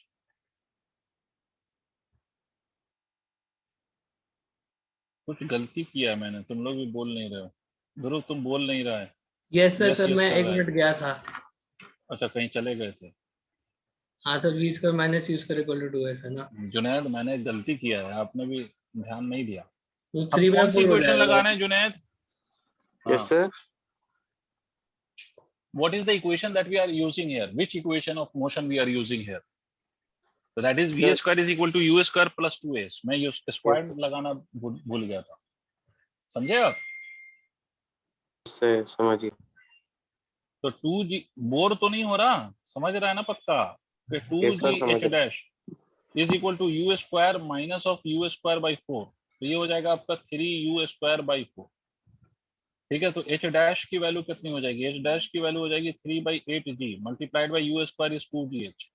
तो ये हो जाएगा आपका 3 by 4 multiplied by gh। This will be your final answer.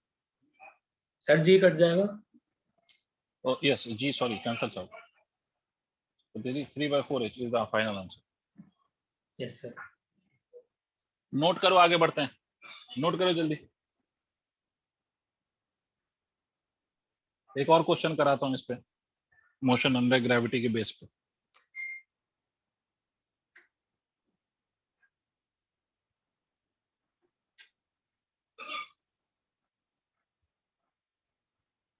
Yes sir, note कर लिया। ठीक है जुनैद, नोट कर लिया आपने बाबू? यस सर कर लिया। चलो नेक्स्ट क्वेश्चन पे आते हैं। यहाँ मैं आपको एक कॉन्सेप्ट पहले सिखाता हूँ, एक कॉन्सेप्ट जो हमें सीखना है उसका नाम है nth इक्वेशन। आप लोगों को nth इक्वेशन नाम सुना होगा आपने, nth इक्वेशन। पहले मैं थोड़ा सा समझाऊंगा आपको nth इक्वेशन, क्योंकि मुझे भरोसा नहीं कि आपको कितना आता है। तो इस बात के लिए मैं इसको समझाऊंगा पहले। nth इक्वेशन का मतलब समझना। Dhruv, can you tell me what is meant by nth equation? What we get from this nth equation? Sir जैसे t इक्वल टू 3 और t इक्वल टू 4 पे डिस्प्लेसमेंट है, तो उनके बीच का अगर हम निकालेंगे डिस्प्लेसमेंट। हाँ, तो इसका मतलब है कि सीधी सी बात अगर हमसे कोई पूछ ले कि nth इक्वेशन क्या बताता है, तो याद रखो इट गिव्स, याद रखना Junaid, it gives displacement of 1 second. एक ही सेकंड का ये डिस्प्लेसमेंट बताएगा between two consecutive times, between two consecutive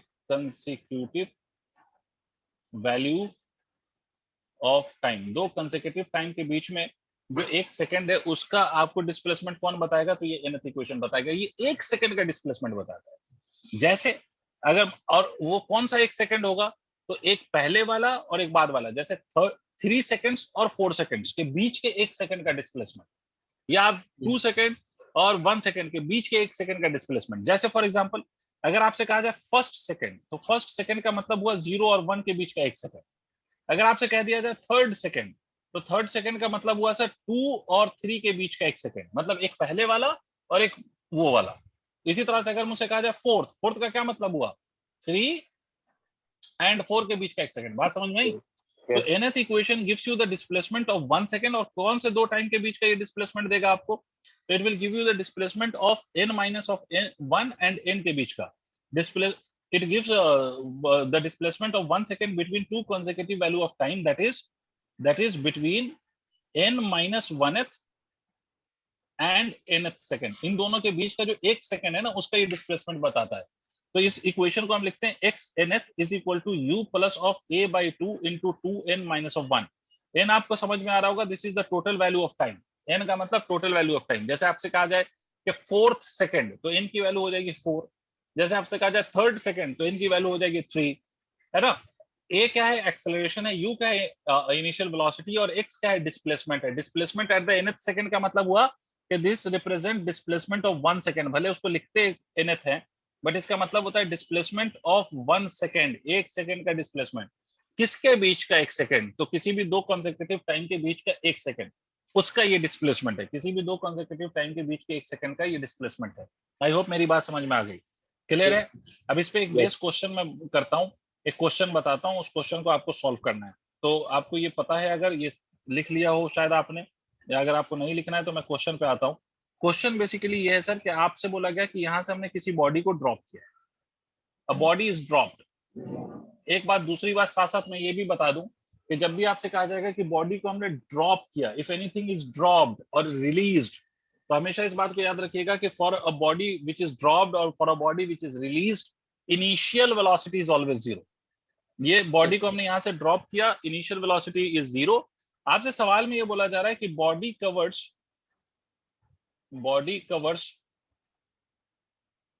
कुछ भी ले लो यार, 20 मीटर इन लास्ट सेकेंड, ठीक है। तो आपका क्वेश्चन है कि find height from which it is drop. आपको बताना है कि कितने हाइट से इसको ड्रॉप किया गया। This is your question. तो भाई कितने हाइट से इसको ड्रॉप किया गया है, what is the height from which the body is drop. अगर बॉडी ने आखिरी 1 सेकंड में 20 मीटर कवर किया तो व्हाट इज द हाइट। अब देखो एक बात समझो, इसके सॉल्व करने के दो तरीके हो सकते हैं। अगर आपको nth इक्वेशन नहीं भी याद है तो भी ये सॉल्व हो सकता है कि भाई टोटल मान लो कि टी टाइम तक बॉडी मोशन में था, तो टोटल टी टाइम का displacement minus T minus 1 time का डिस्प्लेसमेंट, दोनों का डिफरेंस ले लोगे तो 20 मीटर आएगा। इसके दो तरीके हो सकते हैं सॉल्व करने के। मेरी बात समझ रहे हो भाई? एक बात सुनो, सर एक बार कंफ्यूज हो रिपीट रहे हो कर तो देंगे, आपकी आवाज नहीं आ मैं रही अभी थी। अच्छा मैं लिख के बताऊंगा। अभी जा रही है मेरी आवाज? यस सर, अभी अभी आइए। ठीक है, मैं आपसे कह रहा हूं कि इसका एक तो तरीका है। क्वेश्चन आपको समझ में आ रहा है जुनैद? कि क्वेश्चन बेसिकली है कि भाई what is the distance travelled by the body, नहीं sorry, distance travelled by the body in last 1 second is 20 metres. तो आपको बताना है कि कितने हाइट से आपने बॉडी को ड्रॉप किया। Did you understand the question? Sir last 1 second का मतलब सर समझ नहीं आया। लास्ट 1 सेकंड मतलब अगर बॉडी को 4 सेकंड लगा ऊपर से नीचे पहुंचने में, तो 3 सेकंड के बाद का जो 1 सेकंड हुआ उसी को लास्ट कहेंगे ना। ठीक है सर। लास्ट का मतलब समझे कि भाई लास्ट का मतलब क्या होता है, आखिरी का। तो आखिरी के 1 सेकंड में नहीं आया यस भाई। सर। जैसे यस एग्जाम सर में आ हम लोग गया। आखिरी के 10 मिनट में कैसे पेपर भरने की कोशिश करते हैं, पता नहीं फिर उसके वक्त क्या क्या याद आने लगता है और हम क्या क्या लिखने लग जाते हैं, है ना। यस 2 घंटा 50 मिनट हमें कुछ भी नहीं याद आ रहा हो, बट आखिरी के 10 मिनट में तो एकदम लगता है कि बस पेपर बस बहुत बढ़िया हमने छापा ही है, बस वो 10 मिनट में ही छापना था। फिर एनीवेज, तो मैं इसी बात को रिपीट कर देता हूँ कि आखिरी का 1 सेकंड, ठीक है, उसमें उसने कितना डिस्टेंस कवर किया है, तो that distance is equal to 20 metre which is given. तो आपसे सवाल में ये पूछा जा रहा है कि ये बताइए कि अगर ये 20 मीटर कवर करता है इन द लास्ट 1 सेकेंड, तो आपको बताना है कि कितने हाइट से हमने इसको ड्रॉप किया है। सर क्लियर आंसर है आप क्या सवाल? है? आंसर मुझे भी नहीं पता। जुनैद सवाल क्लियर है? यस सर, क्लियर है। तो मुझे एक बात बताओ जुनैद साहब, लास्ट 1 सेकेंड के डिस्प्लेसमेंट की वैल्यू हमें पता है, तो क्या इस लास्ट 1 सेकेंड के डिस्प्लेसमेंट को हम एक्स nth कह सकते हैं और एक्स nth की वैल्यू 20 मीटर है? क्योंकि यस मैंने अभी बोला है कि nth इक्वेशन में जो एक्स nth होता है वो 1 सेकेंड के डिस्प्लेसमेंट को रिप्रेजेंट करता है। तो यहाँ पर लास्ट 1 सेकेंड का डिस्प्लेसमेंट आपको पता है which is 20 metre. I hope आपको मेरी बात समझ में आ रही है। तो ये यस सर आ इक्वेशन गया। लगाओ, nth इक्वेशन लगाओ, 20 इज इक्वल टू u की value 0 because it has been dropped from list. Acceleration यहाँ पर ऑरिजिन मान लीजिए, तो एक्सेलरेशन ड्यू टू ग्रेविटी कैसा होगा, निगेटिव। तो वो निगेटिव और डिस्प्लेसमेंट भी निगेटिव होगा, क्योंकि अगर आपने ऑरिजिन ऊपर माना है तो डिस्प्लेसमेंट आपका निगेटिव आएगा। तो यहाँ भी माइनस, और यहाँ पर जो जी लिखेंगे ना आप, जी, उसमें भी माइनस। जी की वैल्यू 10 मान लो तो 2 इंटू 10 माइनस 1, ठीक है। ये माइनस कैंसिल हो गया, ये 2 हो गया, तो 2n minus 1 is equal to 4, तो 2n इज इक्वल टू 5, तो n is equal to 2.5 seconds yes आया। सर ये आ रहा है n की वैल्यू कितनी आ गई? 2 पॉइंट, वेरी गुड। 1.5 से 2.5 है। 10 की वैल्यू 2.5 सेकंड्स आ गई। बात समझ में आई? मतलब टोटल टाइम आ गया ना। n का क्या मतलब होता है, टोटल टाइम। यस नहीं सर। आया। तो ये टोटल टाइम मतलब कितना टाइम इस बॉडी को यहाँ से यहाँ तक आने में लगा, तो टोटल टाइम जो उसको लगा यहाँ से यहाँ नहीं आके गिरने में, that is equal to 2.5 second. This is the total time that the body took in reaching the ground. Clear? तो अब इस टोटल टाइम में उसने डिस्टेंस कितना कवर किया होगा, अब फिर से टोटल डिस्टेंस निकालना है। अगर सिर्फ 1 सेकंड का निकालना है तो nth इक्वेशन लगाते हैं, बट अगर 1 सेकंड से ज्यादा का डिस्प्लेसमेंट निकालना है तो फिर nth इक्वेशन नहीं लगा सकते, तो फिर हम नॉर्मल वाला अपना ये वाला इक्वेशन लगा लें, x is equal to ut plus of half at square. ठीक है, u की वैल्यू 0 रहेगी, पूरे टाइम के लिए हम डिस्प्लेसमेंट निकाल लें, तो u तो 0 है, हाफ इंटू जी की वैल्यू -10 इंटू टी स्क्वायर आप निकाल चुके हैं यहाँ से कि 2.5, तो 2.5 का स्क्वायर। आई होप आपको मेरी बात समझ में आ गई। यस सर, इस डिस्प्लेसमेंट के साथ नेगेटिव साइन आएगा और नेगेटिव से कंफ्यूज नहीं होना। Very good. नेगेटिव साइन से कंफ्यूज होने वाली कोई बात नहीं है, बिकॉज नेगेटिव आना इसलिए भी चाहिए क्योंकि आपने ऑरिजिन ऊपर माना है, तो डिस्प्लेसमेंट तो ऑरिजिन के नीचे हो रहा है, तो डिस्प्लेसमेंट तो नेगेटिव ही है ना। Yes sir. ठीक है, नोट करिए, आगे बढ़ते हैं सर।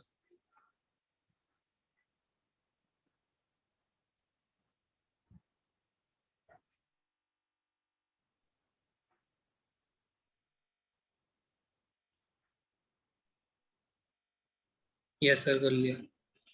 ठीक है जुनैद, कर लिया नोट? यस सर, कर लिया। ठीक है, तो ये दो केसेस थे जिसमें अब देखो जाहिर है कि और भी बहुत रेगुलर क्लास में और भी बहुत क्वेश्चंस कराए जाते हैं प्रैक्टिस के तौर पे, बट आपको उतना टाइम नहीं है, तो वैसे मैंने फिर भी ज्यादा करा दिया है, बाकी प्रैक्टिस तो आप करेंगे। बट अभी फिलहाल अब हम एक और कॉन्सेप्ट को स्टार्ट कर लेते हैं कि यहाँ तक जो हमने जितने भी क्वेश्चन डिस्कस किए, whether it was motion under gravity और it was about the particle going along a straight horizontal road और पाथ, तो उन सारे में हमने यही कंसीडर किया है कि acceleration is constant, and acceleration being constant we found the result of each and every question, right? But अगर मान लीजिए कि एक्सेलरेशन वेरिएबल हो जाए, then what we will do. जैसे फॉर एग्जांपल कहीं पर लिखा हो a is equal to some variable, a depends on some variable. For example क्या आपको लिखा हुआ कि a एक्सेलरेशन की जो वैल्यू है वो मान लीजिए कि एक्सेलरेशन की वैल्यू है 4t स्क्वायर मीटर पर second square, this is the acceleration. तो undoubtedly where t is time, dv by dt है ना, yes, where t is time. तो अगर t इज टाइम को रिप्रेजेंट कर रहा है, तो इसका मतलब अगर हमसे कोई पूछ ले कि ठीक है भाई ये आपको गिवन है, अब हमसे पूछ रहा है कि बताओ what will be the distance travelled by the particle in 4 seconds. अब इस केस में हमसे पूछ ले कि डिस्टेंस बताओ, डिस्टेंस ट्रैवल्ड इन 2 सेकंड्स, कह लो 4 सेकंड 2 सेकंड बोलो, तो डिस्टेंस ट्रैवल्ड इन 2 सेकंड्स मान लीजिए आपसे बोला गया। अब क्या करेंगे, now can we use the equation of motion? Of course not. ठीक है, अब इक्वेशन ऑफ मोशन अपन यूज नहीं कर सकते हैं। और आपको मैं एक और ये दे देता हूँ, क्वेश्चन में ये पार्ट देता हूँ कि एट t इक्वल टू 0 आपको ये मान लेना है कि x इज इक्वल टू 0 है और आपका v भी इज इक्वल टू 0, मतलब ये सारी चीजें 0 है एट t इक्वल टू 0। अब क्या करें सर? तो ऑब्वियस सी बात है कि you can not apply the equation of motion because acceleration is not constant. तो आपको क्या करना पड़ेगा? तो अब आपको यहाँ पर इंटीग्रेशन का सहारा लेना पड़ेगा, समझ रहे हैं? इंटीग्रेशन का सहारा लेना पड़ेगा। You can not apply the equation of motion, you will be using the concept of integration. कैसे करोगे? तो सर हमें मालूम है कि एक्सेलरेशन को we can write dv by dt in terms of time. हम एक्सेलरेशन को ऐसे लिख सकते हैं, यस सर, ठीक है? तो यहाँ से हम ऐसे लिख सकते हैं कि dv इज इक्वल टू 4। अब मुझे नहीं लगता कि आपको मुझे इंटीग्रेशन सिखाना चाहिए, ये सर आप लोग मैथ्स वाले हैं तभी 5 जेई की तैयारी कर रहे हैं, ठीक है? तो t इक्वल टू 0 पे आपका जो t इक्वल टू 0 पे जो आपकी वेलोसिटी है दैट इज इक्वल टू 0, और t इक्वल टू हमें चाहिए 2 सेकंड्स पे आपकी जो वेलोसिटी है वो कितनी होगी पहले वो निकाल लो। तो dv इज इक्वल टू आ जाएगा यहाँ से, तो v is equal to 4 multiplied by t cube by 3, t cube by 3 मतलब 8 बाई 3, ठीक है? तो v की वैल्यू आ गई 32 बाई 3, गलत तो नहीं बोला? Yes sir. ये बताओ, ये तो वेलोसिटी आया ना, बट हमसे वेलोसिटी थोड़ी उसने पूछा है, हमसे क्या पूछा है जुनैद भाई? हमसे पूछा है डिस्टेंस ट्रैवल। तो आप क्या करें सर, ये जो वेलोसिटी आई है उसको हम dx by dt लिख लें, कोई तकलीफ? dx by dt conversion is equal to 32 by 3, तो dx हमें चाहिए तो इसको हम लिख सकते हैं 32 by 3 मल्टीप्लाइड बाय dt का इंटीग्रेशन कर दीजिए, इधर इधर dx का कर दीजिए 0 0, और ये जब टाइम आपका कितना चला गया 2 सेकंड्स, तो उस पर आपको x की वैल्यू बतानी है, तो x will be equal to nothing but 32 by 3, 32 by 3 multiplied by time, time is equal to 2, तो 64 by 3 meters, this is your distance travel, correct है? Yes sir. यस सर, ठीक है, तो अगर आपका मोशन एक्सेलरेटेड होगा and but acceleration is variable, तो उस केस में ये कहानी होगी। अब इस पर जेई ने 2 बार इस सवाल पूछे गए हैं, जेई में 2 बार सवाल इस तरह के पूछे गए हैं। ठीक है, वो मैं 2 सवाल जेई वाला तो नहीं लूंगा, कम से कम 1 सवाल तो जेई वाला ले लेता हूँ, और बाकी 1-2 सवाल मैं अपनी तरफ से करवा दूंगा। सर क्वेश्चन एक बार पूछा गया जेई में, कि क्वेश्चन एक बार जो जेई में पूछा गया वो मैं आपको बताता हूँ। क्वेश्चन जो जेई में पूछा गया वो ये था कि v is equal to alpha multiplied by under root x, ये वेलोसिटी की वैल्यू गिवन है, और आपसे कहता है कि at x is equal to 0 v is equal to 0। ये जेई 2006 का क्वेश्चन है। ठीक है, where v is the velocity, आपसे बोला कि the displacement varies with time as, आपको सिंपली क्वेश्चन बोला कि displacement varies with time as, आपको velocity दे दिया अल्फा अंडर रूट एक्स, और आपसे कह रहा है कि डिस्प्लेसमेंट टाइम के साथ कैसे वेरी करेगा, how the displacement will very with the time. मतलब ठीक है, रिलेशन पूछा है, मतलब टी की पावर में। हाँ मतलब टी के साथ उसका रिलेशन पूछा है। इसमें 4 ऑप्शन गिवन है कि भाई velocity is proportional to t square, option b given है टी, ऑप्शन सी गिवन है t to the power 1/2, option d इसमें गिवन है टी का क्यू। ठीक है, तो ये वेलोसिटी कैसे वेरी करेगा विद द टाइम, बस इतना सा सवाल पूछा है, 2005 का ये क्वेश्चन।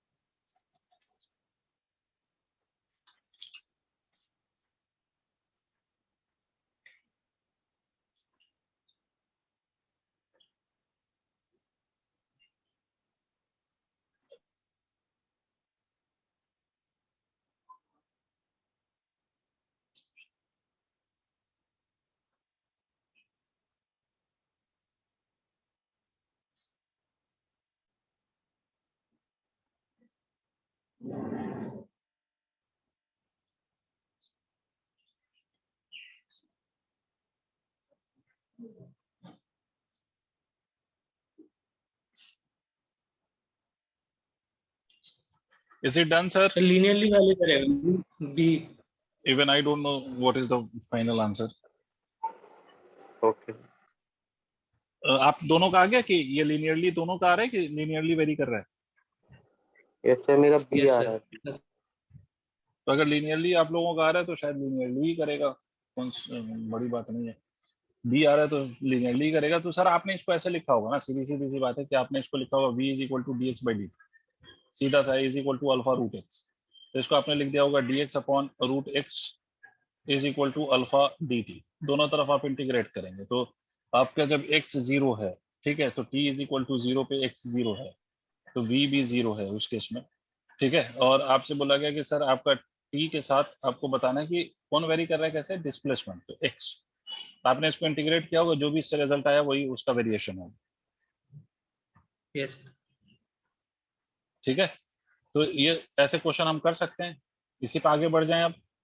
Yes sir. अब Yes, देखिए sir. आपका नेक्स्ट क्वेश्चन, कोई दिक्कत सर? क्वेश्चन बोला गया कि आपको यहां से आपने एक पार्टिकल को ऊपर फेंका है, you have thrown a particle upward with a velocity of u। आपको कहा जा रहा है कि यहाँ पर जो एयर रेजिस्टेंस है, if resistance is equal to minus of k into v है। अब रेजिस्टेंस फोर्स कंसीडर कर रहा हूं, ध्यान से देखिए, ये v वेलोसिटी है, k आपसे कहा गया कि कांस्टेंट है, और f क्या है, एयर रेजिस्टेंस। एयर का जो रेजिस्टेंस फोर्स है उसकी वैल्यू हमने लिखा है if r is equal to sir minus force of velocity kb। पे डिपेंड कर रही है। हाँ, resistance force is depending on velocity, आपको क्वेश्चन में गिवन। हम्म। आपको बोला गया है कि पार्टिकल का मास m है, ठीक है, तो आपसे सवाल ये पूछा जा रहा है कि आप बताइए कि after what time, what would be the value of time after which its final velocity will become equal to 0। आपको बताना है कितने समय के बाद इसकी ओके फाइनल वेलोसिटी 0 हो जाएगी। Did you understand question? यहाँ पर अलोंग विथ mg यस आपको सर। एयर का रेजिस्टेंस भी दे दिया गया है, इस बात का ध्यान रखें आप, आपको एयर का रेजिस्टेंस गिवन। इसका मतलब Junaid, can I use the equation of motion in this case? Sir शायद नहीं। शायद नहीं, नहीं 100% नहीं कर सकते सर, बिकॉज यहाँ पर जो ये आपको फोर्स दिखाई दे रहा है, रेजिस्टेंस वाला फोर्स, वो वेलोसिटी के साथ वेरी कर रहा है। तो जब फोर्स वेरी करेगा तो एक्सेलरेशन भी तो वेरी करेगा, और एक्सेलरेशन वेरी करेगा तो फिर आप एक्सेलरेशन अगर वेरी करेगा तो फिर आप इक्वेशन ऑफ मोशन नहीं लगा सकते। नहीं लगा सकते। ठीक है, तो कोशिश करो। सर इंटीग्रेशन में लिमिट u से 0 लेना फिर। जी, इंटीग्रेशन की लिमिट बताइए, u से 0। u से 0, बिल्कुल। ठीक है।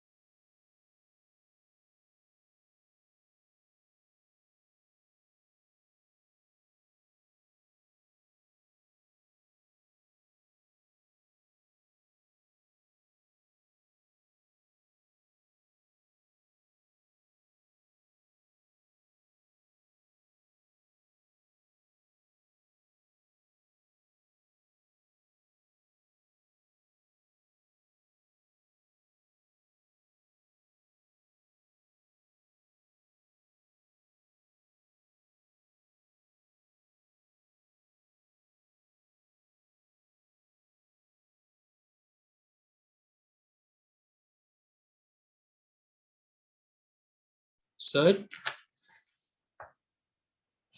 हाँ जी सर।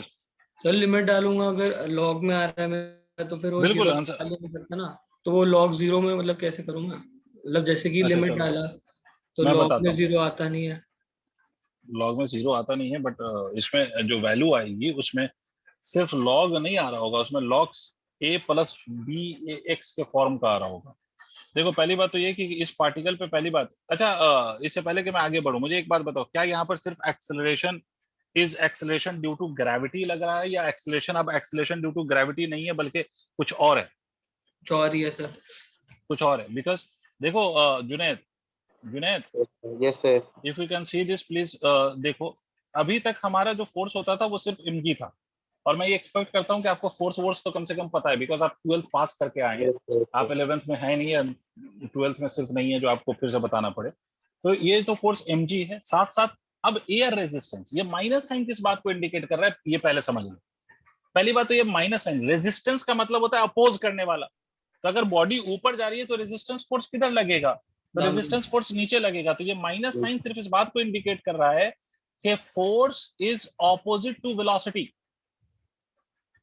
नहीं आया। फोर्स किससे अपोजिट है? वेलोसिटी से अपोजिट है। मतलब फोर्स अगर अगर वेलोसिटी ऊपर है, किसी भी इंस्टेंट पे वेलोसिटी ऊपर है, तो फोर्स इससे अपोजिट है, मतलब फोर्स किधर लगेगा? नीचे की तरफ। This would be the resistance force, और उस इंस्टेंट पे इसकी वैल्यू kV होगी। आई होप मेरी बात समझ आ रही है। यस तो सर। इस केस में अगर मैं नेट फोर्स लिखूं तो net force will be equal to mg plus of kv। अब अगर हम एक्सेलरेशन लिखें तो एक्सेलरेशन हम बचपन से पढ़ते आए हैं, फोर्स डिवाइडेड बाय मास। तो इसका मतलब है यहाँ पर एक्सेलरेशन होगा mg plus of kv divided by mass. I hope मेरी बात समझ में आ गई। Yes sir. इसको, इस आगे। एक्सेलरेशन को मैं ऐसे भी लिख सकता हूँ, dv by dt is equal to mg plus of kv divided by mass. This can be written as equal to dv by mg plus of kv is equal to 1 by m into dt। इधर और इधर integrate कर लो। Time 0 पे आपकी जो velocity है वो u थी, टाइम t पे आपकी वेलोसिटी 0 हो जाएगी। इसका मतलब समय के साथ वेलोसिटी डिक्रीज हो रही है, तो we can put a negative sign before this. Yes sir. Did you understand why? Because it is the rate of decrease. तो इसका अगर आप इंटीग्रेशन करेंगे तो ये कितना आ जाएगा? ये आ जाएगा सर, ये लॉग, तो ये कितना आएगा वन बीच में? अपॉन के ये लॉग आ जाएगा। 1 अपॉन लॉग। के lawn of mg plus of kv, right? Yes sir. और यहाँ पर माइनस भी आता है क्या? सर वो लिमिट चेंज कर दो ना, यू 0, यू से 0 है तो 0 से यू कर दो, एक ही बात हो ठीक है, जाएगी। वो तो 0 से u कर दो, तो वो माइनस साइन प्लस साइन में बदल जाएगा। मतलब इसको आप ऐसे कर लो, है ना, कि 0 से u कर लो, और ये इसको आप लिख सकते हैं t by m। ठीक है। Yes sir. अब यहाँ पर मुझे कुछ जगह चाहिए फर्दर सॉल्व करने के लिए, तो मैं इधर कर देता हूँ। तो सर अब इसके बाद क्या करें? तो सर इसके बाद कुछ नहीं करिए, आप लिमिट पुट करिए। तो लिमिट पुट करेंगे तो ये हो जाएगा 1/1 के this term will be equal to ln of mg plus of kb। तो आप इसको लिखेंगे ln of mg plus of ku, ठीक है। उसके बाद 0 अगर आप रखिएगा तो v की वैल्यू 0 हो गई, तो minus of ln of mg आ जाएगा ना, वो डिवाइड में आ जाएगा वहीं पे, हाँ। ठीक है, वो डिवाइड में आ जाएगा। तो t बाई m, तो t इज इक्वल टू कितना हो गया? t is equal to m by k हो गया, ln of mg plus of ku। Log की प्रॉपर्टी होती है भाई के बीच में माइनस साइन हो तो डिवीजन में लिख सकते हैं mg। मेरे हिसाब से तो ये वो टाइम की वैल्यू आएगी। सर आपने जो नीचे वाला स्टेप था ना सर, वहाँ पे राइट साइड में सबसे नीचे वाला सर, आपने वहाँ पे माइनस वहाँ से हटा के जो लिमिट्स थी उसको वो कर दिया, चेंज ऊपर नीचे कर दिया मतलब। उल्टा, हाँ उल्टा कर दिया, ऊपर नीचे कर दिया। ठीक है सर।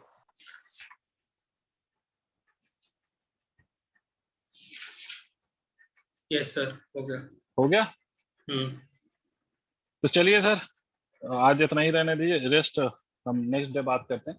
इसी को हम आगे कंटिन्यू करेंगे, इस पे एक दो सवाल करके फिर ग्राफ और रिलेटिव वेलोसिटी हम नेक्स्ट डे डिस्कस करेंगे। Thank you both of you. Okay sir, thank you sir. Thank you sir. Okay, पढ़ते रहिए, मेहनत करते रहिए। यस।